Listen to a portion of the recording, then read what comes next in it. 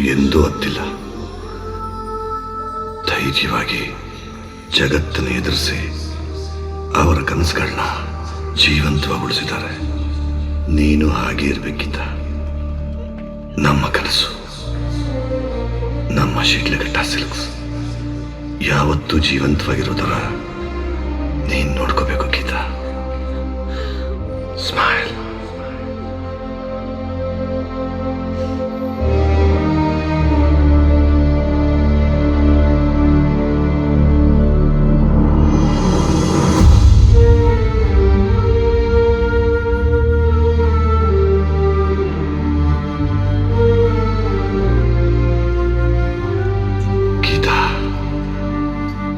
ನೀನು ಆಡಲ್ಲ ಅಂತ ನನಗೆ ಪ್ರಾಮಿಸ್ ಮಾಡಿದೀಯ. ಇನ್ನು ಮುಂದೆ ಈ ಪ್ರಪಂಚದಲ್ಲಿ ನೀನೇನೇ ಕಳ್ಕೊಂಡ್ರು ನನ್ನನ್ನೇ ಕಳ್ಕೊಂಡು